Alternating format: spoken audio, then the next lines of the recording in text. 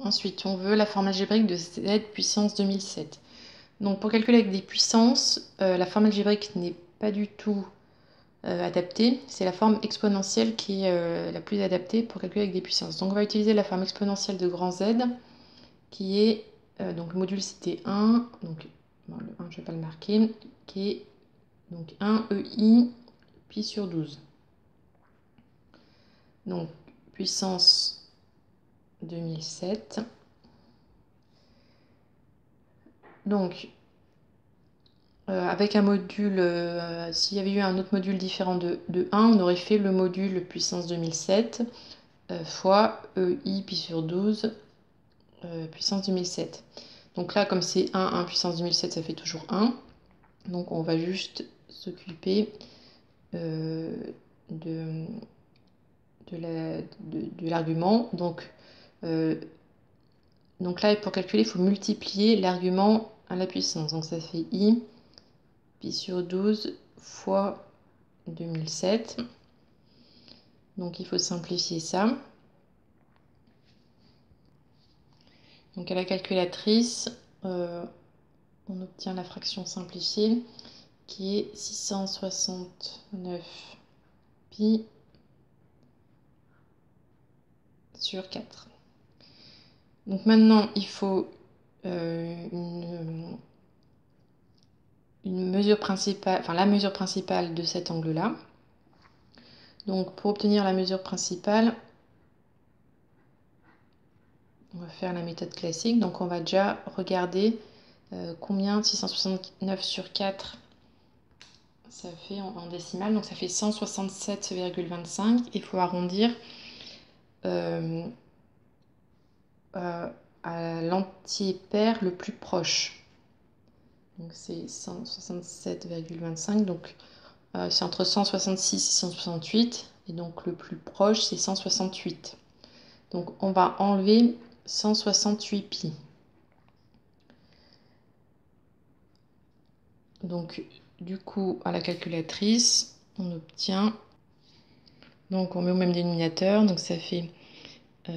donc là, on fait x 4 sur 4.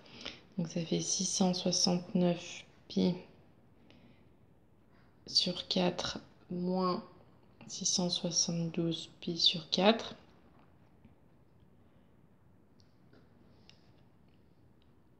Donc ça fait moins 3 pi sur 4. Donc 669 pi sur 4, c'est égal. Donc on avait dit que c'était 168. Donc là, on va écrire sous la forme un nombre fois 2pi, pour montrer que c'est bien un nombre de tours entiers, moins 3pi sur 4.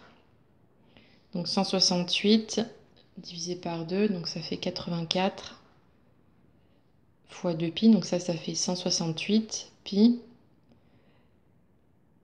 moins 3pi sur 4. Donc j'ai juste en fait passé ça de ce côté-là, parce que ça c'est sous la forme k fois 2pi, enfin un nombre plus k fois 2pi.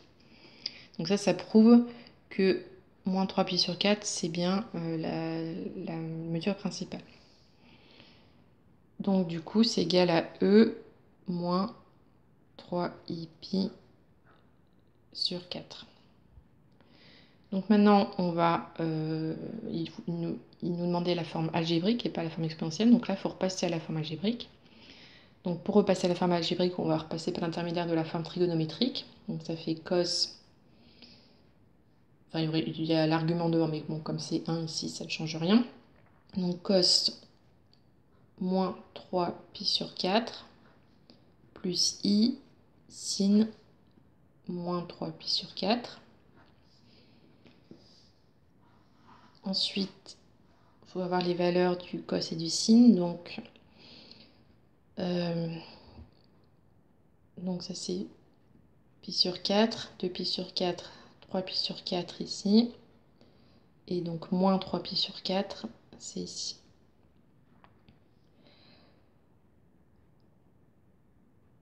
Donc c'est la deuxième valeur. Et ici aussi. Donc ici c'est moins racine de 2 sur 2 pour le cos. Et pour le sin, c'est aussi moins racine de 2 sur 2.